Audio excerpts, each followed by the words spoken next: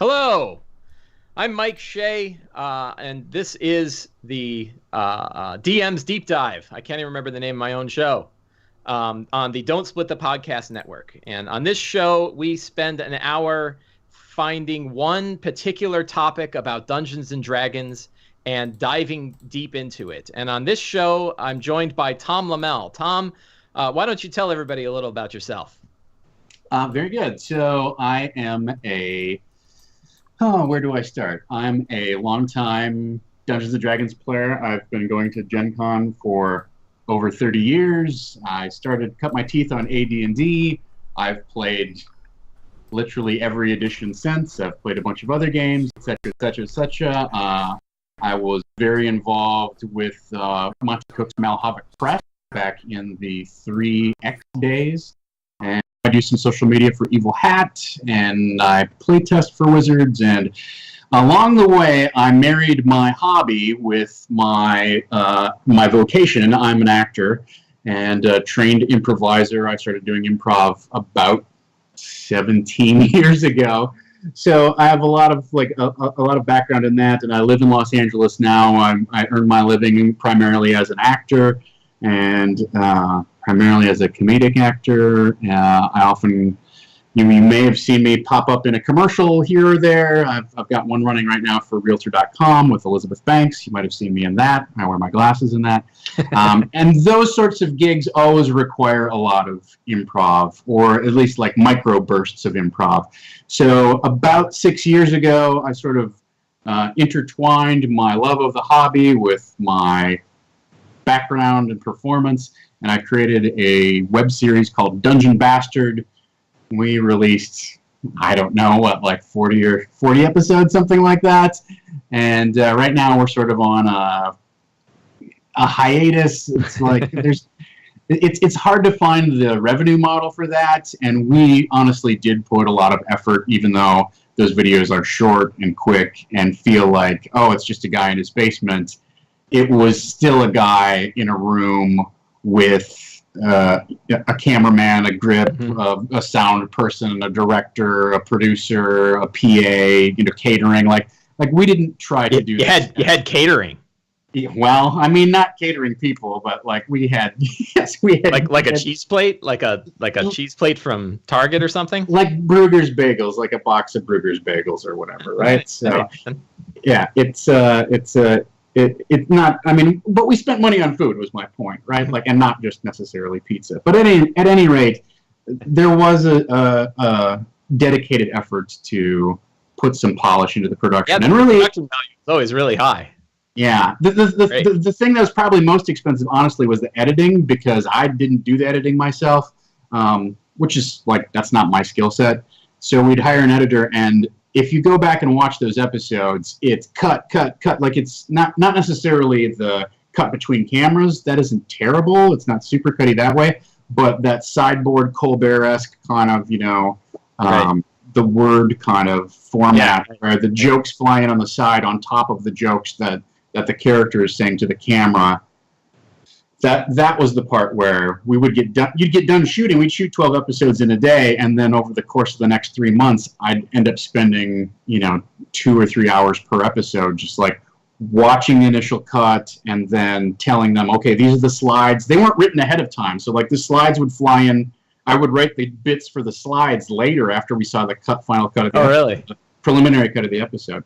So anyway, I think maybe sort of my peak accomplishment was I did an event called the World's Worst Dungeon Crawl. It's something that we kickstarted, and I was there in the audience.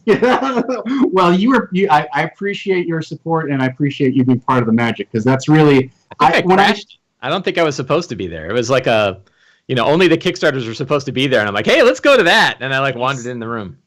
Snuck in. That's dirty. Yeah, it was. Dirty. It's pretty bad.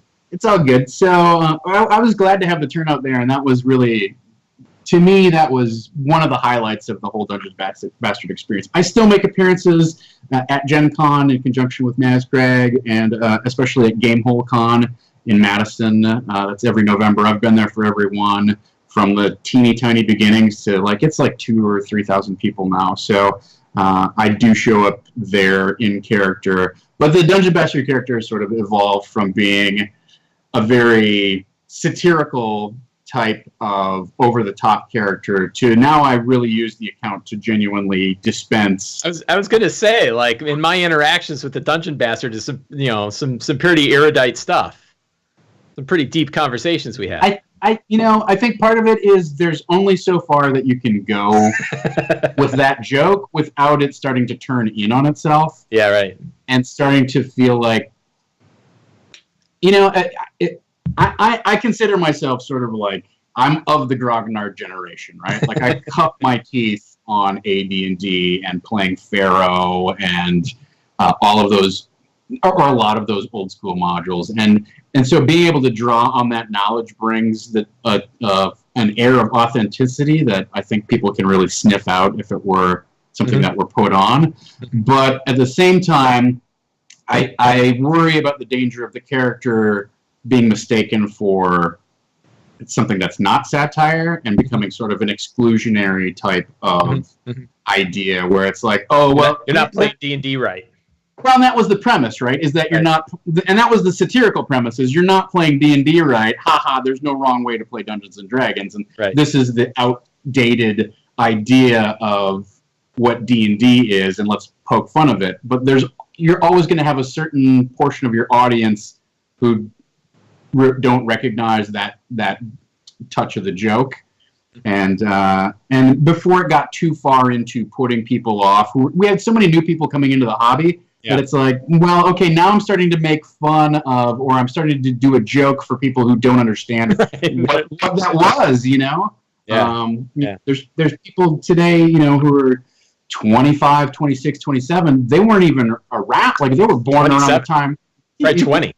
Yeah, 20, right. So people who are 20 were barely born when they were 3 years old when 3rd edition came out, right? So they don't get any of those 2nd edition jokes, those old, like, Thaco. Fun of riffs, stuff like that. About? So in order for me I felt like I was doing a disservice to that portion of the audience who actually probably needed the most encouragement and welcoming by playing this old school character so hard. So that's one of the reasons that the Dungeon Bastard has changed. Right. So cool. Well, so one of the reasons I picked bringing me on to talk about my career. I'd be happy. Yeah, no, I enjoyed it. Yeah, it's always very interesting. Very interesting. Well, what I particularly like is the last person we had on the show is a fellow named Will Jones, who runs the Encounter Roleplay Twitch channel. And he's 20 years old, but he's been playing D&D for 10, and his full-time job is playing D&D on Twitch. That's what he does. So, I love getting the wide contrast of, young guys like him and very old guys like you. Very old. Well, I understand. In Hollywood, those are fighting words. So one of the reasons I wanted to bring you on is in early May I was on vacation, and I as you know, I don't like to trust my own instincts when it comes to like the way D&D is or the way D&D does. I like to find out from a lot of people. I like to kind of gather a lot of people together to sort of get an idea. So I posted a question on Facebook and Twitter saying, what are the top 3 most important DM traits for a good DM? Not the best DM, but a good DM. And I took all that and I threw all the text in a big thing, and I, rounded it all up, and I, stuck in a centrifuge, and I got all the top ones on the outside list. And of that list, it was 162 results, and 59 of the 162, which is about 35%, said flexibility and adaptability. Creativity had 38 responses, and improvisation had 27 responses. And what to me is interesting is flexibility and adaptability, creativity, and improv all feel like kind of the same thing to me. And they all feel like improv is the thing that leads to the other ones. That if you need, flexibility and adaptability means being able to think on your feet and being able to change the game depending on how the game is going, which I think requires a high degree of an improvisation skill. And creativity is sort of the same thing. I mean, we could be creative outside of the game, but being creative during the game is another trait. So to me, those all feel like improv, which to me kind of says that more so than knowledge of the rules, more so than many of the other things that we typically associate with good dungeon mastering, that improvisation skill might be the most important one. Do you agree? No, I violently disagree. This podcast is over. I shall now storm off. Well, it's been nice talking to you. Thanks for talking about your career. No, I definitely agree, and I think there's 2 points to be gleaned from that, right? Which is, the most important thing that I think I would encourage everybody to realize is that just through the act of DMing, actually through the act of playing the game, you are already improvising, right? Because what is improv at its basic level? You don't know exactly what's going to happen next. You don't have a plan for the next 2 hours or whatever. This is exactly what we're going to do. You receive input, you process it, you look at your available options, and you respond in the way that's most appropriate or most interesting for you, right? So even as a player, when you're playing the game, you're improvising. Okay, well, you meet this old man in a tavern. Well, that's not... They didn't have a script. Right. Well, and there may be there may be some talking points in the adventure, but you as the player, you actually have less of a script than the DM does. Yeah, that's what I mean. Right? They didn't walk in with the lines for what to say to the innkeeper. Yeah, the only script that you have is maybe the notes or the background information that you've taken up to that point. Right. So if you can deal with, I'm going to talk to the old man in the tavern, you're improvising. You're doing it. Mm-hmm. So that's one point. I think the other thing that survey suggests is that I look back on the various games that I've played, and the thing that makes this hobby really worth it is, of course, the socializing and the interaction and just being able to hang out with your buddies.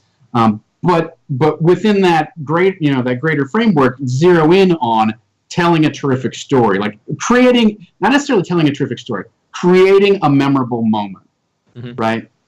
And whether that is saving the elven, royal hostages from the vile clutches of the dark elven necromancer, or it's hurling yourself over a cliff to do a quadruple backstab on a colossal red dragon, or whatever that moment is, it's very difficult for any adventure writer to script that moment. And we can talk about this. Like, you certainly have a large body of work, writing and expertise on creating the possibility for those moments, having a fantastic location, having memorable villains. But really, creating that moment of drama is not something. If you put it into the writing, it feels scripted and it feels forced, and it feels like you haven't earned whatever's happening. You're just fulfilling a mechanical piece of the plot that's been like you just keep turning the gears until the players pop up in the right way. Right.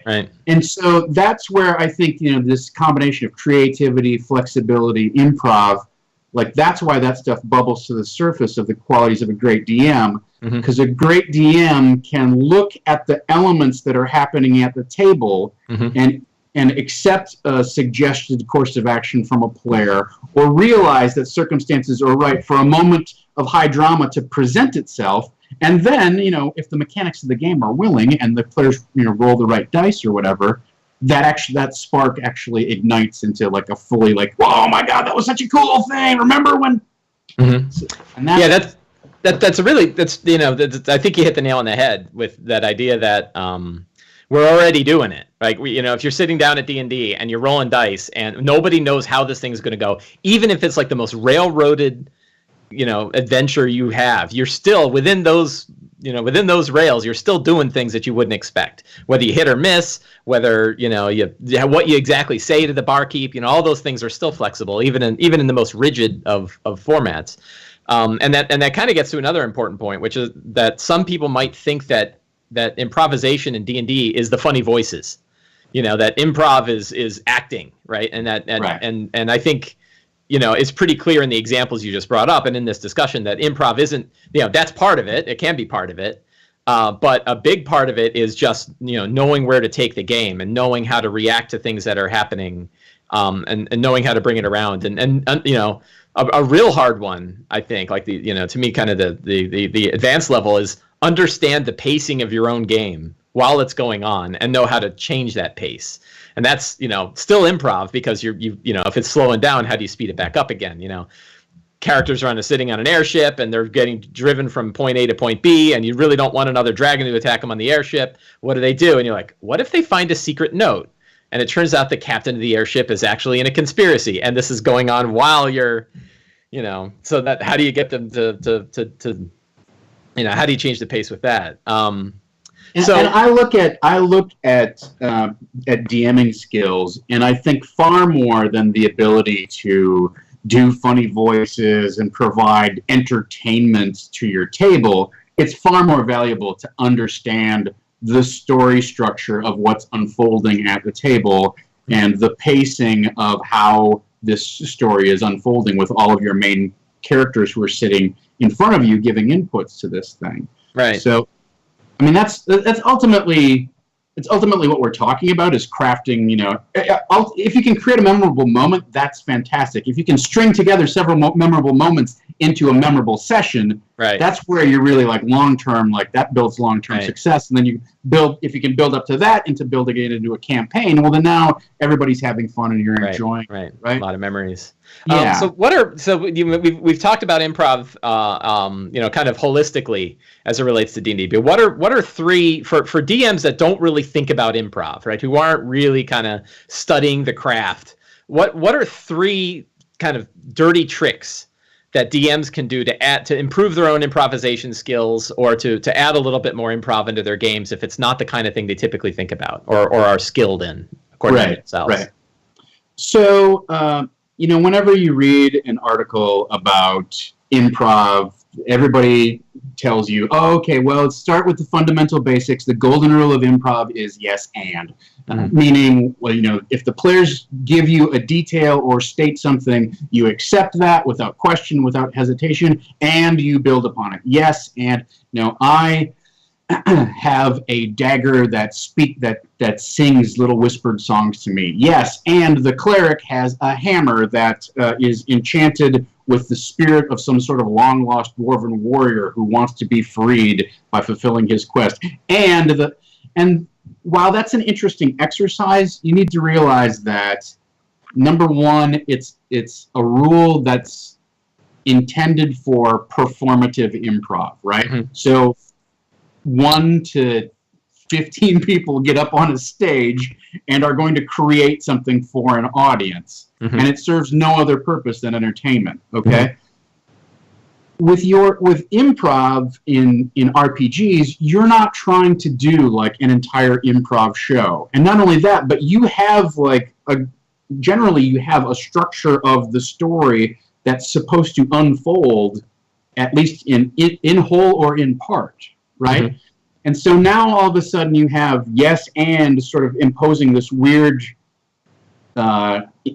condition, or it has this weird intersection with, but all of these other things are stated facts that I have in my notes. So what if they say something that's off of my notes? So the first thing I would tell you as a dirty trick is get rid of yes and. Don't ignore most of your conventional improv advice. If you want to go take improv classes, I highly encourage you to do it. And I think it's a great challenge, and it can be very rewarding when it goes well. It's an amazing feeling to make a connection with the audience live. It's also just a crippling feeling to belly flop hard right in front of 60 people with the lights shining in your face, and everybody's looking at you like, why did you say that? And I guarantee you will have, I've had those moments, you will too, and that's just part of learning, right? That's fine. But that's improv, performative improv is its own thing. So don't get confused with improv lessons that you might gain from around the internet, saying yes and is the core tenet, and that's the rule that every improviser follows. Number one, that's not true. But number two, it extends to a different purpose. Mm-hmm. So to get back to your question, a very dirty trick, or something that I would encourage you to instead practice, is, as opposed to yes and, I would encourage you to practice saying no but. Okay? So it's very easy to hand the players victories when they roll high. Okay, natural 20, great. Oh, let's think of something cool that happens, and yes, his sword flies across the room and hits the wall or whatever it is. Or, the game generally has rules for when the players roll high, special effects happen. But specifically in Dungeons and Dragons and in a lot of other RPGs, there may not be any kind of consequence or outcome. Not even consequence sometimes has a pejorative sense to it, but there's no outcome for when you fail, when you miss. So to me, the binary nature of D&D is one of the things that I think DMs can easily overlook and not realize that's actually holding them back from crafting an interesting game, or at least propelling the session forward. So what I mean by no but is, okay, I want to make an intelligence check. Do I know anything about this glyph that's inscribed in the wall? Okay, okay, well, I got a 7. No, I guess I don't know anything. Okay, no, you don't know anything, but you do know this. You don't know the answer to this question. No, you didn't succeed, but you do learn an additional piece of information. Well, looking at it, you can tell that it's draconic, and it appears to be related to fire somehow. You don't know exactly what, but you remember back in Waterdeep, you saw a fire mage who was, this pyromancer was a very potent wielder of evocation magic, and he had something similar to this, at least, engraved in the side of his staff. Right. So no, but that would be my number one go-to piece of advice is in your game. Even when a player misses with a weapon attack, oh, I missed, nothing happens. No, you missed, but here's something that just add a piece of additional detail. Even if it doesn't have necessarily a huge mechanical effect, don't just let that kind of flop on the table. Oh, I missed. No, you swing your sword deftly, and it closes down, and you're about to nick his ear clean off, but he ducks down just at the last minute and rolls forward slightly, or whatever it is. So that's a way that you can start adding detail that's going to challenge you to I need to think of a new detail that they could come up with. But it doesn't have to have high stakes attached to it because the player knows they rolled a 7, they failed. So anything that you give them is great. Yeah, right. It's already better. Yeah, so they're happy when you come up with oh, well, you just, even if you just said that rune's draconic. Oh, well, now everybody can go, hey, well, who speaks Draconic? Do you have Draconic on your sheet? They have information that propels the session forward as opposed to just roadblocking them you don't know. Oh, well, now we got to try something else. Okay. Anybody got any ideas? So that's one thing. The other thing that I would, once you've got that sort of you feel comfortable with that, when it comes to characterization, we talked about sort of the funny voice type of thing, and that's not necessarily the heart of good improv in terms of D&D like we talked about, but it's definitely an element, and it's definitely something that people think of oh, I really want to improv better when they're interacting with the NPCs. And the thing that I would suggest is that you start with a small detail. I don't care what it is. Come up with a gesture, a word, a phrase, a noise, anything that character does, very small, do it once, and then maybe, wait 2 or 3 minutes, and the next time that they talk or whatever, or 2 or 3 minutes later in the conversation, do it again, repeat it. And improv is really, at its heart, about establishing a pattern, reinforcing that pattern, and then once that pattern becomes too kind of staid and predictable, it's about taking that pattern and twisting it and doing a new reveal or a surprise, right? But don't worry about getting to that part. Start with, he seems to scratch his right eye a lot. Right. You can say it out loud. You can declare it to the table, or you can just do it. Right. And when it comes back around, well, now all of a sudden you've got a signature trait. Right, they'll remember that guy. Yeah, and they'll go, oh yeah, that's the guy who's this. The guy who scratches his eye all the time. It's creepy. Yeah, exactly. He's a beholder. I'm sure he's a beholder. Or whatever, And so those tiny little details, it's not necessarily coming up with something super original.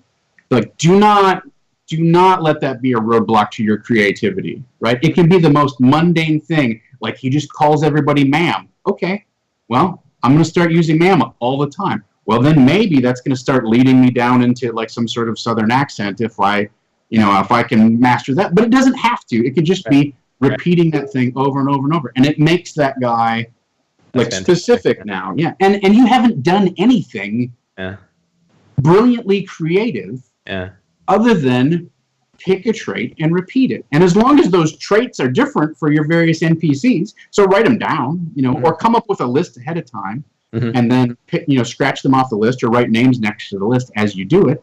Right. But that's the simplest way to bring a wealth of characterization to the table. And just parenthetically, I would say the other thing that's difficult about D&D in terms of like improv as it relates to role-playing is not everybody at your table is comfortable acting. You may not be comfortable with it, but your players might not be comfortable with it. And I've rarely met a table where everybody stays in character 100% of the time or even 80% of the time. Right. But you don't have to do a lot of acting to do this every time. Right. Or even describing it. He seems to always, rub his head whenever he's lying. Oh. Right. And what you'll find is as you repeat these things, they'll either become memorable. Right. I mean, if they're not memorable, maybe you're not using them consistently, or maybe it just doesn't strike the players, whatever. But they have the potential to become memorable, or they have the potential to turn into a bit. Where now it's funny. Oh yeah, the guy who says "ma'am" all the time. I'm not a ma'am. I'm a knight. Call me sir. Yes, ma'am. Yes, sir, ma'am. Right. It's interesting. So I was talking to Teo Sabadia was on the show, and I think he was talking about organized play. And he said, like, when you're a player at an organized play game, pick a trait for your character and make it big because no one's paying that much attention. And if it's too small and subtle, if a characteristic of your character is too small and subtle, they're just not going to pick it up. And I imagine, as a DM, you have a little bit more attention. But, you still might have to overplay it a little bit. And again, we're not shooting for an Oscar here. So, overplaying something like that is not the end of the world. Well, and the flip side of it, too, is do whatever you're comfortable with and then work up to it, right?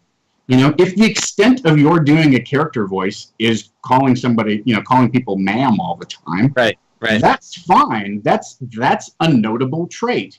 You don't have to go into some sort of big, long, meandering voice that's really put on and has a lot of juice and acting to it and doesn't sound anything like. You don't have to do that in order to introduce an element of role-playing to your characters. Right. And the best thing about that is you can just write down, Algar Hammerhand says ma'am all the time, and now I don't have to find that southern voice like, oh, which southern accent did I use? Was it really long and drawly, or was it short flip? Did he yell really loud? Like, oh yeah, what did he talk like? You don't have to remember that. Yeah. Start small and then find your way into areas where you're more successful, in terms of the acting type of stuff, right? Right. The final tip, this is like we're going on. This is great, man. Different tangents here, but the final dirty trick. So first, use no but. Secondly, just add a small detail and repeat it. And finally, the dirtiest trick of all, which I am not ashamed to share with you, is the way to be a better improviser is to prepare. All right. Okay? You're going to have to unpack that for us. Here's the thing. All right. So I go into, like I said earlier, I go into a lot of commercial auditions, right? And here's the issue with commercial acting, which is they have written a script that is 30 seconds. 7 seconds of that is generally some sort of like legal or tagline of the product or getting the name out, some sort of branding thing, right? The other 23 seconds or the other 8 seconds, they're hoping to do something funny for the most part, or at least the stuff I go out for, to catch the viewer's attention, to catch their eye, to make them stop fast forwarding or, entertain them during the game, get them to look up from their bowl of chips, whatever it is. So they have written what is at most a setup and a joke, or a setup, a joke, and then maybe a joke on top of it, right? It's no more than like 6 to 10 lines. They will bring in, conservatively, about 200 people to read that script. Wow. So by the time that you go to the callback, Everybody in that room has heard that script. Let's just say they've heard it at least 30 times because they don't watch it. They go, oh, not that guy. No, he's too tall. Oh, look at the goofy teeth. Like, they don't watch all 200, right? But they do watch, and the joke has been pounded into the ground a million times. So, especially in commercial auditions, they always say, we want improv guys. We bring improvisers. Bring guys who are funny. If you take that literally and you walk into the room and just make stuff up and hope that comedic inspiration and that the ghost of Jonathan Winters comes down and places the giant red ghostly clown nose on your nose and makes you a spectacular improviser, great, good for you. But you've just cut your chances of booking the job by about 2/3. Mm-hmm. Because when I'm outside the room waiting for my turn to go in, I am thinking, God, what would be a funnier joke? What would be a different spin on this? What would be an extra tagline that I could put on? Because there's 7 seconds where they're talking about the product that's not actually going to be filmed today. So I can fill that in with whatever I want. And not only am I thinking about that outside the room, I'm thinking of that once I see the scripts, when I'm in the car on the way to the callback. I'm preparing a bunch of bits. Mm-hmm. Because to piggyback off of what you said earlier, there's no Oscar for greatest improv performance at a Dungeons & Dragons game or greatest improv show put on in the room at a commercial audition. Mm-hmm. The only award is you get the job, and those people in the room don't care if you thought of that joke 2 seconds before you said it or mm-hmm. 2 hours before you said it. Mm-hmm. So there's no grand prize for being the smartest, fastest, quickest, funniest person in the room, other than you might book the job, but you're deliberately hamstringing yourself from your best potential. Mm-hmm. Right? Just like you would if you're not an improvisational DM, if you don't have a lot of background in improv, you wouldn't just make up an adventure right off the bat and just hope, well, I hope I think of some good things. Right. You would make a list of like, okay, here's some interesting locations. These could be the villains. Here's some plot elements that could hook the players in, et cetera, right? Mm-hmm. So do the same thing with the other improv opportunities that you have before you. And that's as simple as making a list of PC names. Mm-hmm. Okay, I'm going to cross those off as I use these people show up. Coming up with a list of traits that we talked about, or maybe words or phrases that come up, that sort of thing. So give yourself some sort of tool or aid that provides inspiration when it's time to improvise. So prepare elements that you find are interesting and inspiring that you can bring to bear. Ultimately, when we're sitting down and we're writing our enormous game world and in this continent the dwarves are at war with other dwarves, and this is happening, and then over here this entire desert was sunk, has been sunken underneath. When you're creating that stuff, you're giving yourself adventure prompts, right? You're creating places that you want to explore. Well, just do that on a smaller, more granular level with the names of your NPCs. I've got this great idea for a paladin who is 95 years old and he's washed up, but he can't help but relive the glory of his old, adventuring days, and he really wants to just corner somebody by the ear and talk their ear off for like 25 minutes. But he happens to know a bunch of stuff about like that, what's in that mountain. Mm-hmm. Well, wow, now I have I can write that guy in, and guess what? I can bring him into any scenario. Yeah, he could be in any town. He could run him on the road, wherever they happen to be. He's there. He's out in the middle of the woods. He's right. Tilting at windmills. He's like, I'm gonna head up that hill. You know what? One room into the dungeon. Sir Johan, I have to convince you that this is perhaps not the best plan of action. So that is my, those are my 3 dirty tricks. Is on a very simple element that you can use to become a better improviser. Is use no but. Right. Start small, create a few small details, and repeat them, and that by virtue of the repetition will help become a recognizable theme. You're creating a theme to your game. And then finally, just prepare ideas that you think are interesting, whether that's keeping them on a note card or even just, printing off one of like the hundreds of lists that you've created or that you can find on Drive-Thru RPG. Sometimes I have problems with like the super random lists where it's like, we're not going to find a Kelpie in the middle of the desert, right? Now, you have two choices. You could yes and that and go, oh, okay. Right. Well, why is there a Kelpie in the desert? And now, is it a statue of a Kelpie? Like, how could I make that work? So that's a case where, like, being open to possibilities and interesting ideas actually takes you a place, too. But sometimes you just read stuff like, that's boring, that doesn't interest me, or whatever. Guess what? You get to re-roll. Right. You don't have to pick what you... Yeah.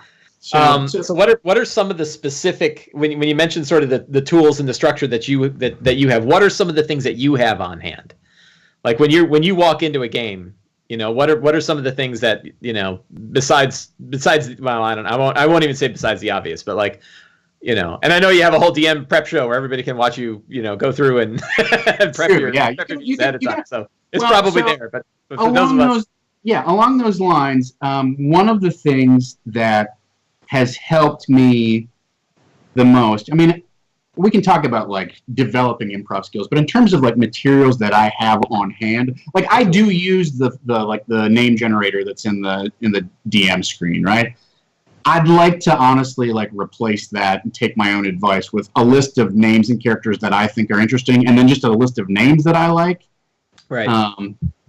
And because sometimes that there's only there's 20 times 20 times 20 combinations, which seems like a lot, but they start to sound pretty similar. The first name will still be one side of 20 times. Yeah, right. So that's not necessarily something that I would like to have more lists on hand, but I don't necessarily do it. I really wish, like, one of the things that I wish I had a copy of. I got it when it first came out. I got a copy of Toolbox from AEG. Remember the old in the old 3E days. There was this D20 book called Toolbox, and it was just like a bunch of random tables over. Yeah, I think I've got a copy of that. I've got it in the room. I didn't bring it out.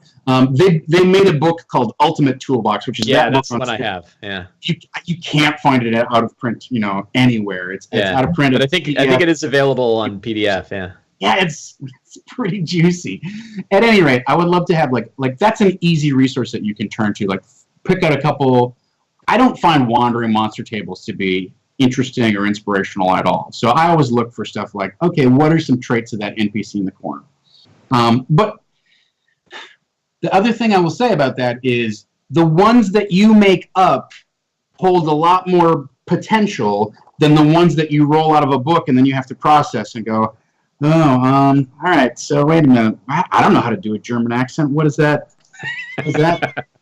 Whereas if you have your list of, you just take a box of index cards and put an NPC on each one, or an element, whatever it is. Like, I ran a game of John Harper's Wildlings, and rather than, that game just starts, you're in a village, and a child has been kidnapped by a monster, and the monster lives at the top of the mountain. Go.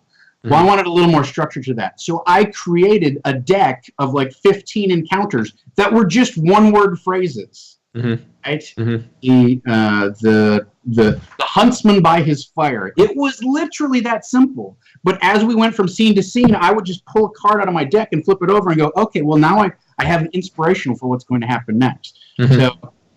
So in terms of, back to your original question, in terms of specific tools that I use, there's two things. One is I have created just recently this thing that I call Plot Radar. Okay. And so what that is I have, this is going to get pretty deep into my process, but I'll try to keep it brief. So I have a penchant for creating things that I call Schrodinger's clues. Okay? And what that means is I am going to drop a plot element, or I'm going to drop some sort of interesting detail in front of the players, and I don't know necessarily what the answer to that thing is, and they don't know immediately what the answer to that thing is. Okay? But it's something interesting.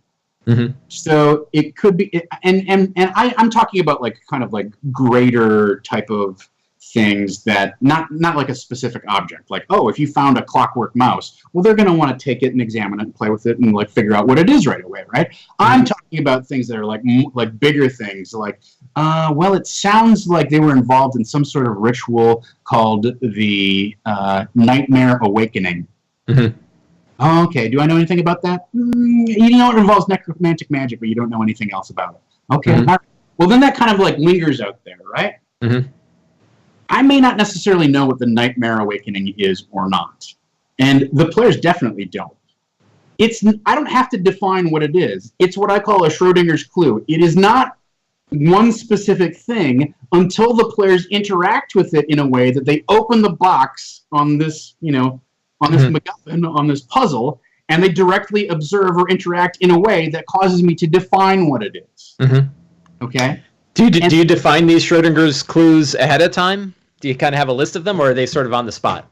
Sometimes, a lot of times they're things that I improvise. Sometimes they're things that I'm like, well, this would be interesting. Sometimes they're elements from the adventure that come up, but we all have this push me, pull me of, I read a published adventure, and I've been running, a lot of the WotC published stuff over the past year and a half, and they have an outline for the events as they're expected to unfold, and the, kind of the climactic battle that's supposed to happen at the end, and who the villain is and stuff like that. And you have this push me, pull me of, I know all of the information that's supposed to happen, but if I tell all of the players everything, how it's laid out, and give them all of the information, this is who the bad guy is, and this is what's going on, and this is how the plot works. If I tell them all that up front, they don't have any inducement to go and investigate. Oh, okay, well, I guess we'll go down to the bottom of the dungeon and kill the Medusa. Let's get a mirror and some sort of visor, and let's make sure we have arrow, or whatever, So it sucks all the drama out of what's going on in your story. So the push me, pull me, I know all of this information, and yet I can't hold on to it. It can't all be super vague. I have to reveal it in order to give them enough purchase to advance the story. Right. And so you're constantly playing that balancing act between, I'm going to drop clues, but I can't hit you so hard with the hammer every single time that you figure it out and you go, okay, well, it turns out the paladin was an anti-paladin or was charmed by the succubus. Great. Well, let's just go get it to spell magic. Undercutting your own story. Yeah. So these things can be things that come up improvisationally that I drop in as like, oh, I have this theme in mind, and as I repeat minor details, it's like, well, let's make kind of a theme or a framework and make them related. Or it'll just be stuff that's like, you find this scrap of paper in a scroll tube down in the Sunless Citadel, and it says Kundrukar on it. Okay, well, there's not a lot more information attached to that scroll, and your players don't have a lot of opportunities to find out what Kundrukar is. So Kundrukar is a Schrodinger's clue. They don't know until they go and talk to somebody, find a dwarf who knows what that means, or find another book, or talk to somebody who knows the history. So those things remain, they remain pieces of potential, and then once you finally interact with them in a specific way, they're revealed to this is what it actually is. The nice thing about them is if you have enough of them going, you can let some drop by the side and still give your players a story arc or a path to follow. Right. So that's a fundamental piece of my DM toolbox, is knowing what my various Schrodinger's clues are. And it can just be as simple as, has this big bad guy been mentioned at all? Right. So to help me manage that, because it's really easy to drop a bunch of those and then lose track of them, and then the player starts saying stuff like, well, wait a minute, what about that woman who had the weird shriveled blackened arm? Is this anything like her? And you're like, oh shit, I forgot about her. Yes. I have that problem a lot. I improv things and totally forget. Yeah. So what I have done is, one thing, like, just keep stickies or Post-it notes and write these things down, in the session if you can, or index cards or whatever it is. If you can't, write them down afterwards. And what I have is, I don't know if you're familiar with this like agile school of software development where they use a thing called a Kanban board. I've heard of it, yeah. Yeah, all right. So at any rate, I came up with this independently, and then somebody pointed out, like, oh, this is just like a Kanban board. Not quite true, but I have a thing called Plot Radar. And what I do is I have 6 columns, and one column is clues or thematic elements which are closed and dormant, right? Or let me put it this way, closed or retired. That's the first column. So these are things that the players have answered the mystery of. So it could be something like, well, what did the paladin do while he was off on his hiatus in Waterdeep. Something happened. What was it? Well, they might have figured out, like, oh, okay, he went off to see this evoker and ask some weird questions about some stuff in Infernal that he had found. Well, they know that. That's like, okay, we understand what that is. I put that in my closed column. Okay. Mm-hmm. Then I have a column for things that are immediate. And what that is clues and plot threads that are going to pop up in the very next session mm-hmm. that need to be addressed. So if they're right next to the room where the goblins are brewing bomb-making supplies, they're goblin cannonballs or whatever, Greek fire cannonballs or whatever it is, like, I need to know that's going to come up next session, assuming they go through that door. Mm-hmm. So I'll have a list of things that this is probably going to come up immediately. Mm-hmm. Then I will have things in the third column called approaching. These are elements that within the next 2 to 3 sessions are probably going to come up, and I want to start working on making sure that they're properly foreshadowed or that they're available to come up immediately. I'm prepared to deal with them if they do come up immediately somehow. Mm-hmm.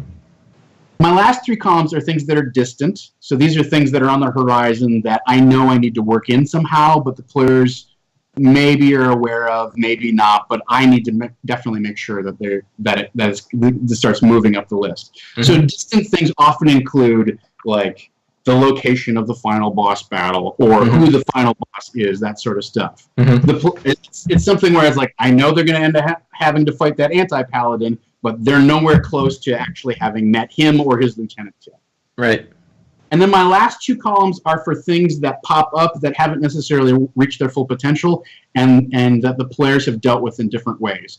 So one of them is called dangling. In my dangling column, I have clues and elements that the players are aware of that I have not connected to anything else on the board. Mm-hmm. Right? Oh, okay. Like, for instance, so the classic example for me, anyhow, is the name of my campaign is the Iron Keep Chronicles, and we play every Wednesday on Saving Throw Show. And in session 0, in the character creation, establishment, development session, the players, as teenagers, went up to the Iron Keep and had this sort of like climactic scene where some sort of draconic creature invoked some sort of weird ritual involving snow and frost and whatnot, right? Session 1, the Iron Keep is no longer involved, right? We mm-hmm. went back to their village and they were given a whole different quest, and it has nothing, there's not, as far as the story goes, nothing is happening with the Iron Keep right now. Mm-hmm. But the game is called the Iron Keep Chronicles, and they had, in their session 0, they had this very climactic, interesting fight. Right. Memorable to them, right. But it's not connected to anything else. So that's dangling, in my opinion. Right. The other thing that I have is the final column that I have, and again, we're doing a deep dive on the tools that I use. Mm-hmm. The final column that I have is called elements that are dormant. So these are things that I've given the players that right. I remember that are interesting and important that they have forgotten about. Right. So it may be that like that scroll case that has the word Kundrukar written on the inside of it. Mm-hmm. But they got it for whatever reason. They've forgotten about it.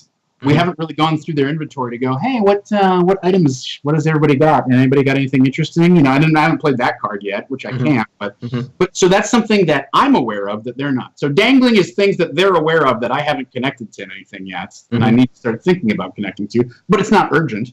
And right. then dormant is stuff that I've given to them and they have forgotten about, but I can bring that back to life anytime simply by saying, check your inventory, or by saying, why don't you give me an intelligence check? You've seen this room before. In fact, you've seen it right. on a scroll case that you found right. Like 6 rooms ago.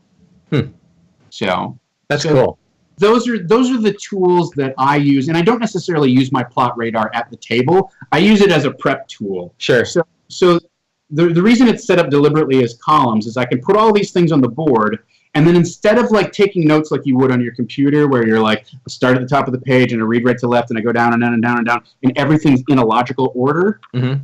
I put these things in columns, and they're in vertical columns, and then they go across so that I can kind of play leapfrog however I want from mm-hmm. element to element to element. So, okay, maybe these goblins who are making bombs are now connected to this lieutenant. I can use the goblins to foreshadow the lieutenant. I can use the lieutenant to foreshadow the big bad. I can mm-hmm. make connections that I wouldn't necessarily see if I just typed it up in a wiki or in a Word document or whatever it is, where it's like bullet point, bullet point, you tend to order those things. Right. This puts it on. Well, I'm too zoomed in to really hold it. We got you. Yeah, I got the idea. So we're going to take a step back and ask some questions from our fine audience. These are questions that both came across on Twitter over the past couple of days, and some that have come in the chat channel now. And as always, we have Alex Basso, our guardian solar, who hangs above the show, making sure that nothing bad happens. Alex, what do you got? What do you have for us? All right, so thank you for those who have asked questions. First, we have one from Twitch chat. This is from I'm in your house now. I like the name. What are some tips for improv, dialogue, or actions during serious or tense moments? What do you think, Tom?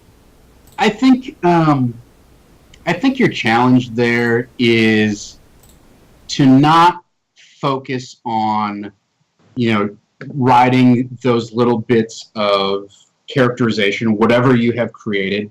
You don't have to ride those really hard, especially if you're new to improv or you're new to like doing some sort of acting performance type of thing. You can be taking a chance during a serious or tense moment by playing that bit of like he always says ma'am or something like that. Like, not to say that you can't pull it off, but it's an advanced move to maintain the tone of the interaction while at the same time maintaining this very strong character bit, which is a little bit kind of a little bit over the top, I would say, right? Or it's just so blocky and basic.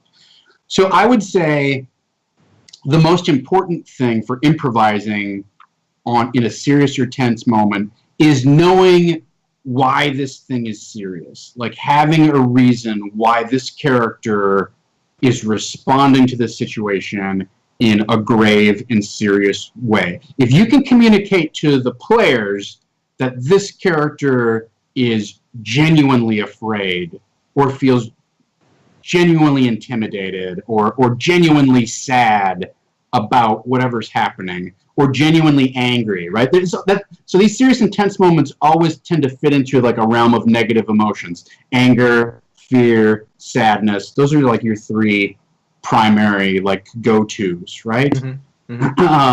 So know why that's sad, and then maybe see if you can find a way to either pull empathy, like to draw empathy in with the player characters, or see if you can find some sort of connection that their characters should be able to relate to if they don't just feel bad for like, oh, this, sometimes it's like, oh, the goblin's sad, I don't care, I'm going to stab him.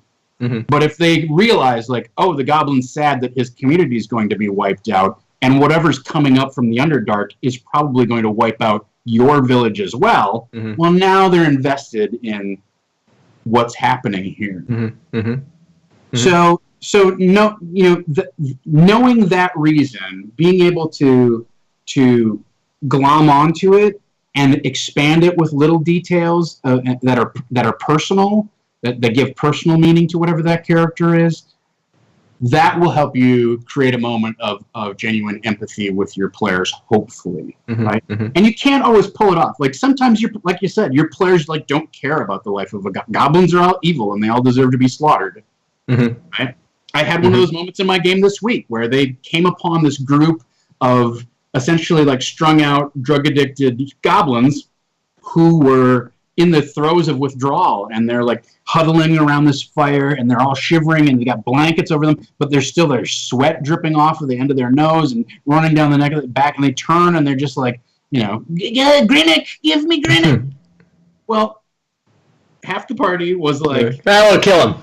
We'll go murder those guys. And right. The party is lawful good, and they're like, well, I don't know that we should do that, But in order to have a meaningful interaction and make that moment honest, you have to have like your honest take on why they're angry, why they're afraid, why they're sad, and that will hopefully allow your players to connect. Now, if they don't, such is life. That's D&D, and the other thing I will say about that is, if you can actually reach moments of emotional truth, like convey something that people receive in such a personal manner that it touches them as well, that can be scary for people, right? Mm-hmm. Like that can be a unsettling experience at the table. That may not be, maybe they just sat down to check their Twitter feed, throw out a few, pithy jokes, roll some dice, kill some goblins. Right. Now they feel bad. Oh, nice. And you, well, or you may have tripped off something in them that they weren't expecting to deal with, like this whole, let's just take the goblin example. If you had somebody at your table whose life had been genuinely affected by a family member or relative or spouse or whatever who's having addiction problems, you opened up a whole can of worms that go beyond, like, now all of a sudden you've blown up your game to, like, we need to deal with the meta situation of what's happening here. It has nothing to do with throwing dice anymore. So it's important to, it heightens the drama of the game when you can reach players on that level. But I would suggest, a very common tactic or tool available to you is just have an X card, and if somebody's like, this is going someplace that I don't want to talk about, I don't want to role play about, I don't want to deal with, just buzz out on the X card and we'll stop and back up and reset to something that's not going to take you out of the joy of the play experience and throw you into this weird place where you're like reliving something that your ex did to you or whatever. Right. Hey, Alex, what are the questions you got? Okay. Oh no, Calden asks, is it harder for you to improv with a fairly detailed adventure, like Adventurers League stuff, or when you are running something completely homebrewed? What do you think, Tom? It's my honest answer to that question is it's harder for me to improvise around something that's completely homebrewed. Really? Because I am more than happy, and this is something that I've only sort of like recently embraced. Because when I was coming up through my formative DM years, there was like, oh yeah, you can run a published adventure, or you can come up with your own thing and then put your own stamp on it, and it's got your own da da da.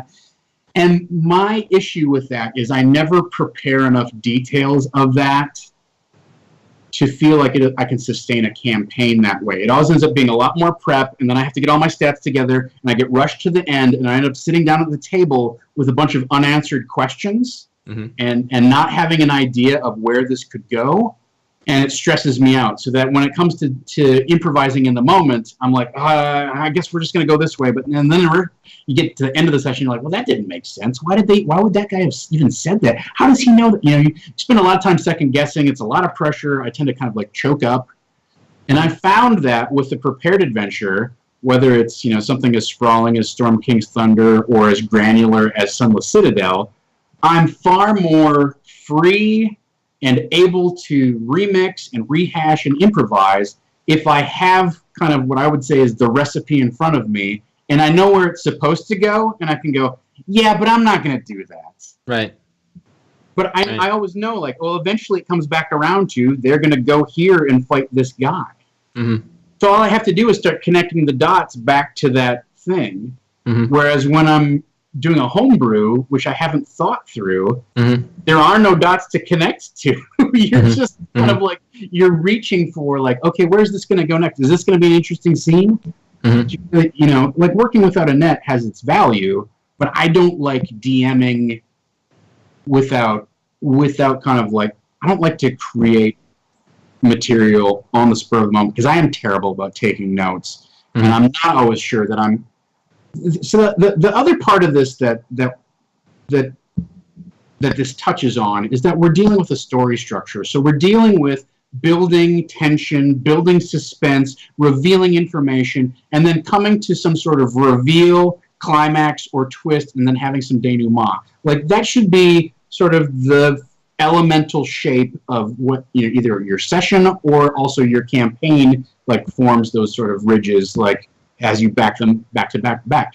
But if you're just improvising without any idea of what's the climactic encounter of this particular session, what's the crux of the thing that they learn or the place that they explore or the person that they fight, then it's really hard to build suspense or to have the players feel like you're building suspense because they're like, well, which of these things is important? Like, why is should I be more concerned about this? It seems like he's just like dropping stuff on us, and I'm not sure where to go next.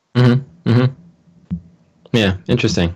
So that's where I live. Is I love to be in that space where I have a prepared adventure, and then I kind of throw it against the wall and do a remix of it. Yeah. If you go back and watch my stream on Storm King's Thunder, you will see just how heavily I modded that thing, and yet it's still recognizable. You can still follow along with the structure in the book and stuff that, okay, I cut this out, but I added this in. I moved this from here to here. Right. Yeah, I agree. I've been playing all the published modules as well. And the reason why I've been playing them is, I feel like I've got a lot of freedom within them to make it our own, to let it really grow at the table. I'm running Storm King's Thunder for 2 groups simultaneously, and both are totally different games. And but I also feel like, and my big feeling is like, $100,000 went into that book for them to make it. On the conservative side, why am I not capitalizing off that $100,000? Like, why would I think that me with a notepad can do better than what they did with 7 full-time people? Well, and here's the best part is that you get to take Chris Perkins' best ideas and then throw out the things that don't speak to you, and the maps, plug and in the art, something, and plug in whatever that you feel is going to speak directly to your group, because they write things that they can't tailor the experience to your group, and that's ultimately like your job as a DM. More than anything else, is to tailor the experience to your group so that they walk away and go, oh yeah, that was a cool thing that we did. Yeah, right. That's it. And it doesn't matter what materials you bring, what you changed, what mechanics that you use, or whatever, what game you're playing. It's to realize, okay, well, this is what these people like. This is their jam. Let's serve it up and see where they go with it. Right. Alex, I think we probably have time for one more question. Okay, so last one then from Shawnee G. He asks, what are some of your favorite RPGs that really emphasize player and DM improvisation? It's a great question. Well, I'm glad that you asked this question, because I happen to pull a few choice titles off of my bookshelf. So there's a couple things. Somebody's already mentioned it in the chat, actually. In terms of this whole no but idea, right? This whole idea that, okay, well, you failed, but something interesting, you still gain a piece of information. Dungeon World is your #1 training ground. Wow, look, you got the bookmarks again and everything. That's right. Well, I nerded out on that one. If you want to know where my cave dwellers, right over there. Yeah. Swamp denizens. Yeah. So Dungeon World is I have not played a campaign in Dungeon World. I have largely either played or run one-shots with it. The Apocalypse World system. The great thing about the Apocalypse World system is you don't, as the DM, you don't really do anything until the players roll a failure. But because the players have rolled a failure, you now have license to inflict harm on them, right? Like the players understand, oh, I rolled crappy, so something bad's going to happen. And they're just waiting for you to fill in the details of what it is. But they know something's bad's going to happen. It's their fault. They rolled it. Whereas in D&D, if you roll a 3 on your attack roll and you were to tell somebody, oh, yeah, well, the orc slaps your longsword out of your hand and it goes clattering over to the edge of the well, they'd be like, that's not where the rules work. Yeah, that sucks. You're a dick. So that's why I really encourage people to at least play or watch some one-shot sessions of Dungeon World and get a feel for the fact that the GM not only has license to, like, it's acceptable within the confines of the game to create that thing, but also that it allows you to see possibilities where there weren't possibilities before. Right. Yeah. Okay. I'm a huge fan of Dungeon World. The thing that I love about it too is if you roll badly, I can make a hard move against anybody else at the table. So now it's everybody's turn. When the paladin screws up, the magic user can get it in the kidneys. Right. Oh, what? Yeah, that's what happens. Things are not going well for you guys. Yeah. So it also encourages an amount of expansive thinking beyond, I am dealing with you and your turn, and you will take your granular set of actions And when they are resolved, I will move on to the cleric and his turn. Yep. And that contributes to so much of that table feeling of like, this guy goes, and then, oh, we're okay. Let me Yeah, right. Oh, we're over here still? All right, fine. Yeah. Hey, guys, did you see what happened? So that's one game. Yeah. We're going to go from most structured to least structured. So this is Dungeon World is your most D&D friendly, right? Fate, which you are very familiar with, is probably your next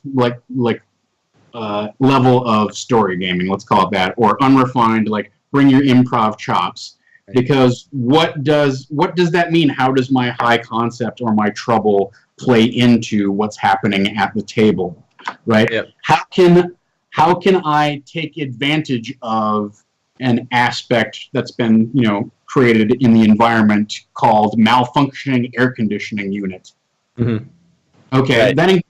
That level of creative, like, improv is ultimately about creating connections. Mm-hmm. Okay, don't be fooled. Like when we talk about structure and things like that, like improv is not just making up whatever you think off the top of your head. Mm-hmm. It's about creating meaningful connections between things that do not appear on the surface, or at least initially, to be meaningfully connected.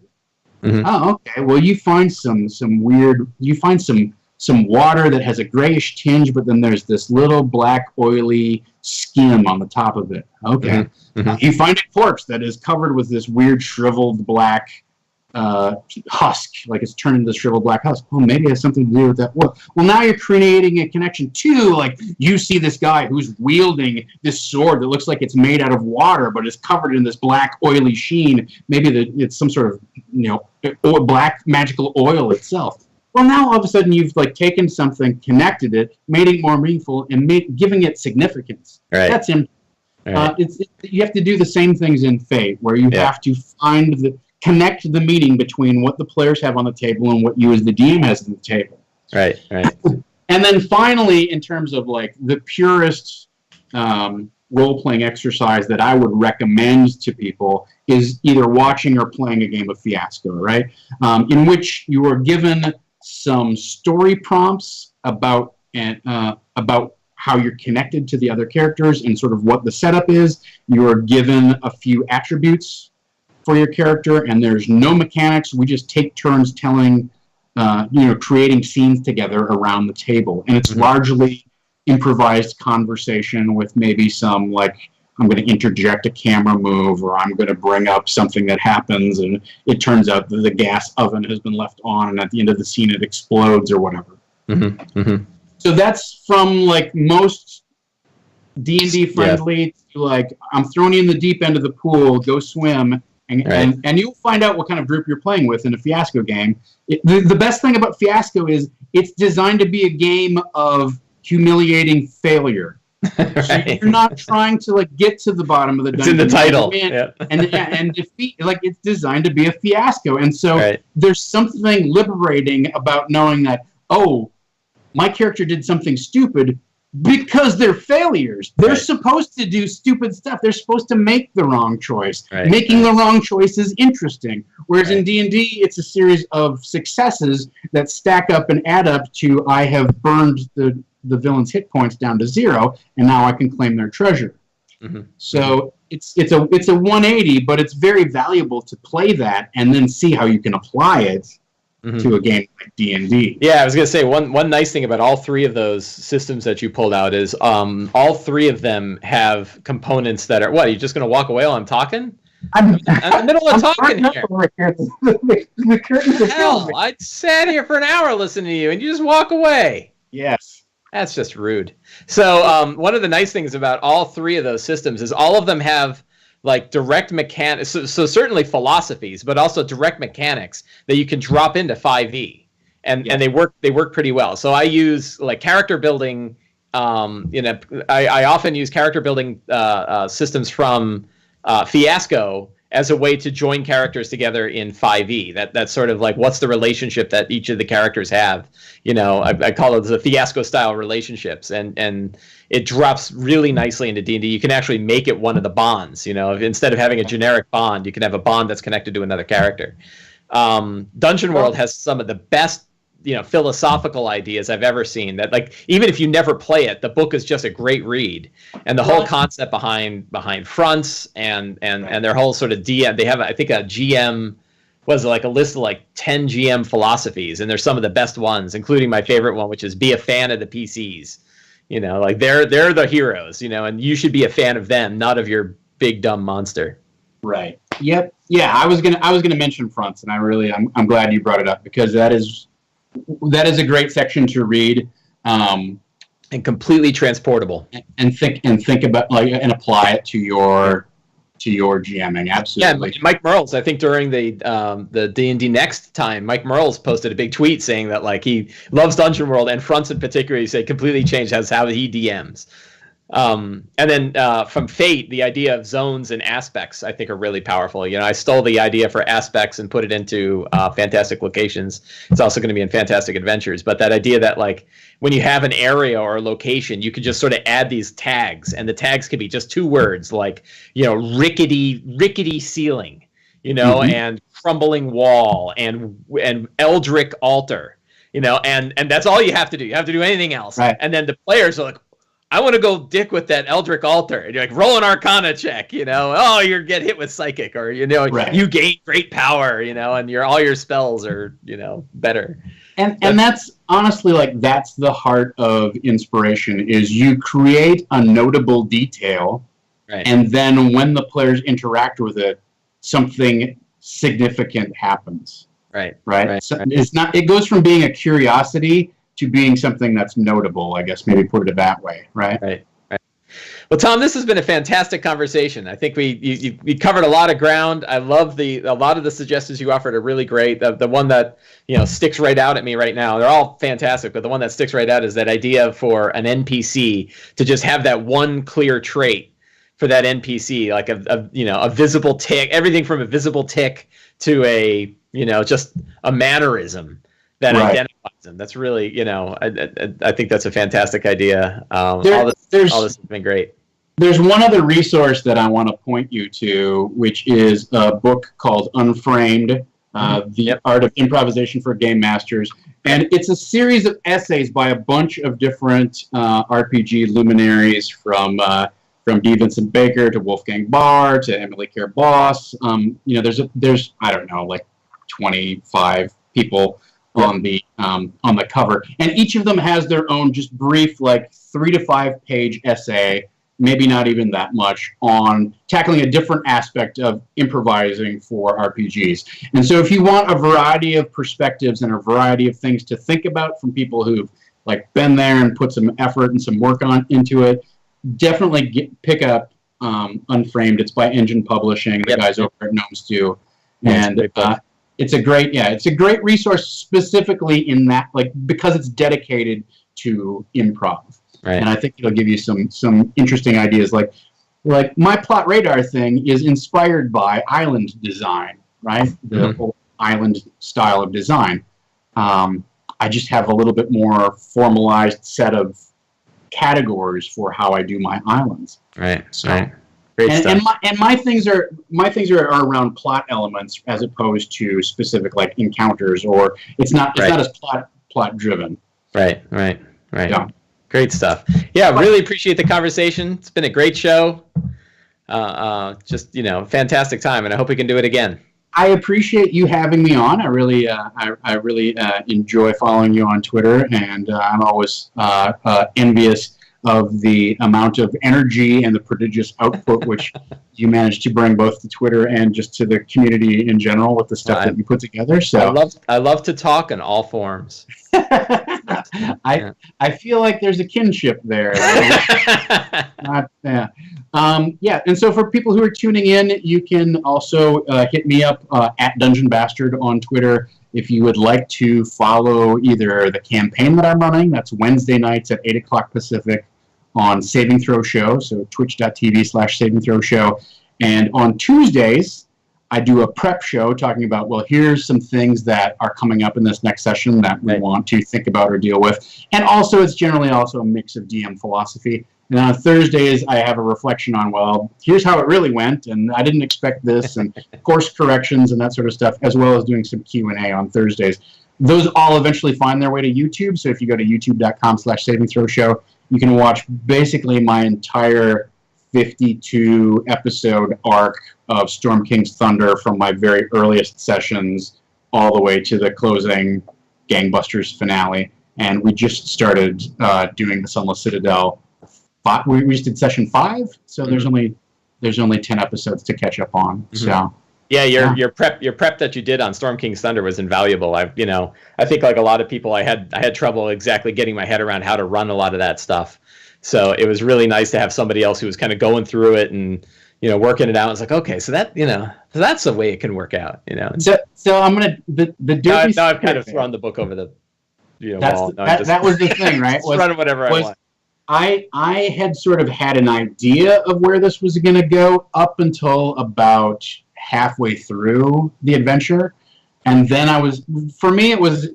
because I was running Adventurers League at my game store, I had a finite beginning to end. Right. And so as I got like 12 sessions out, I suddenly could see like the walls closing in on me. Like, okay, well now I need to figure out like what's the end game of this and what things do I need to reveal.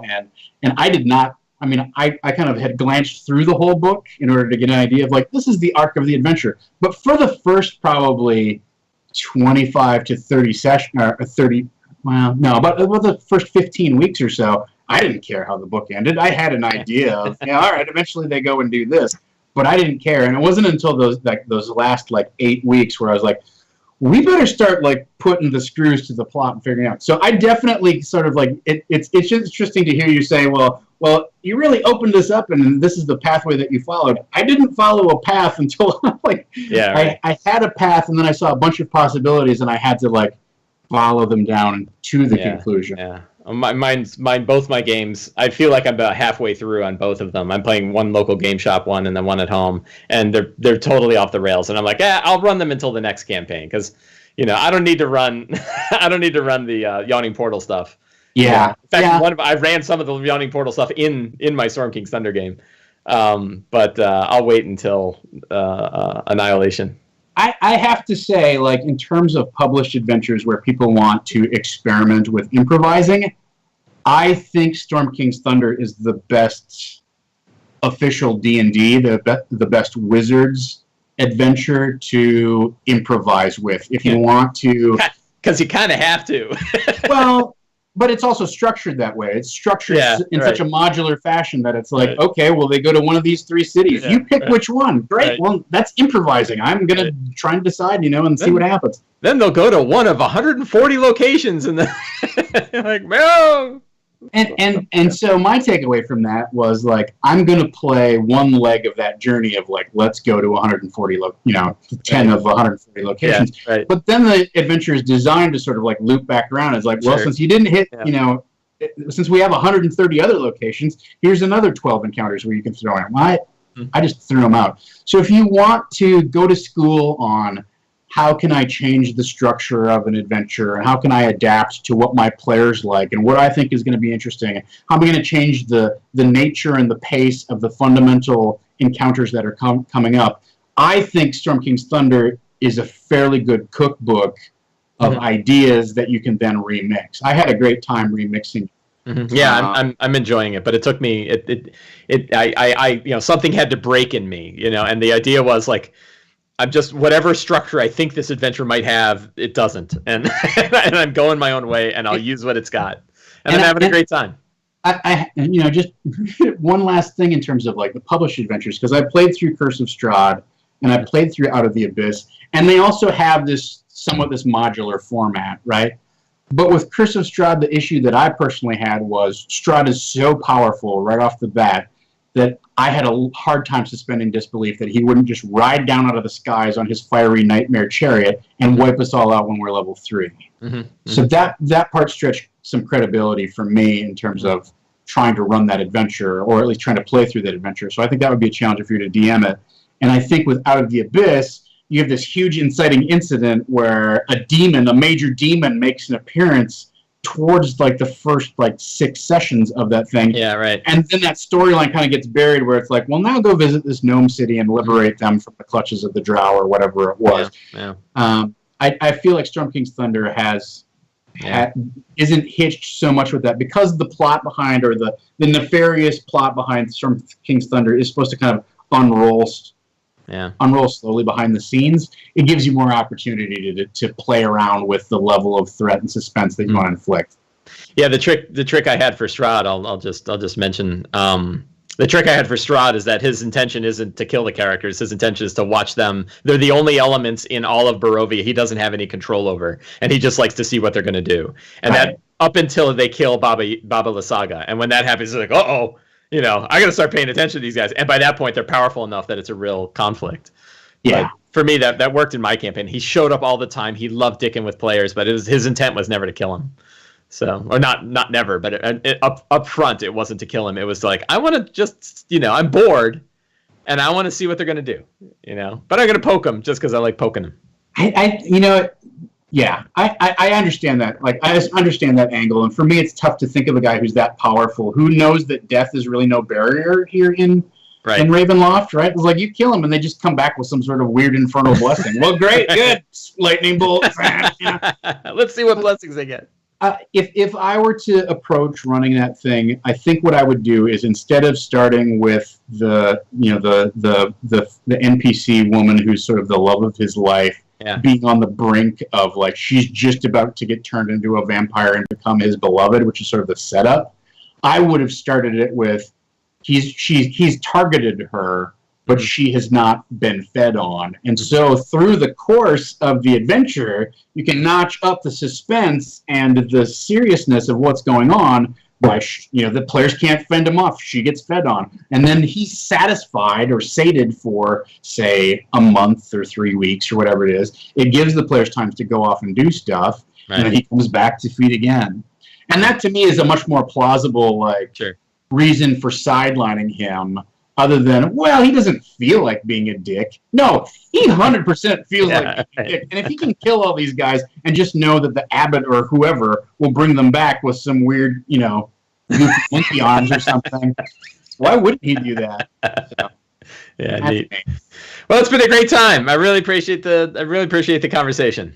Thank you for the invite. I'm happy to come back anytime you want to discuss anything. If you want to have a further conversation about improv, or just talk about running AL, or talk about Gen Con, because that's coming up. Yep. You going to Origins at all?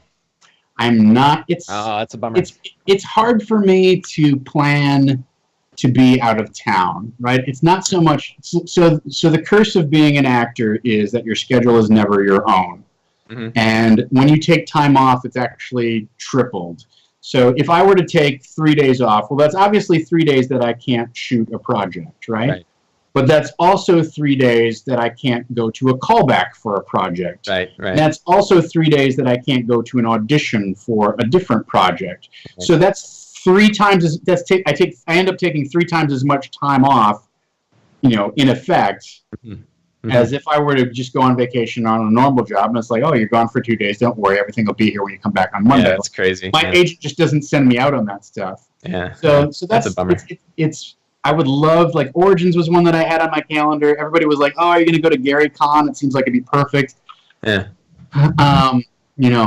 Taking time off for Gamehole Con and Gen Con, it's the height of both the commercial production season and the TV production season. So those things just sting the way it is. It's tough. Yeah, right.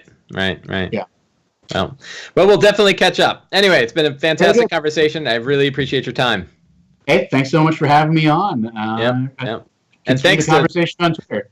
Thanks to our guardian angel once again, Alex. Thank you very much, and thanks to everybody that's been watching on Twitch, and everybody that's listening on the podcast, and everybody that watches on YouTube. Thank you all. All right, thank you so much, everyone, for watching tonight. We'll be back streaming tomorrow at 5 p.m. Eastern with an actual play of Murders and Acquisitions. Make sure to hit the follow button so you get notified when we go live. Take care, everyone.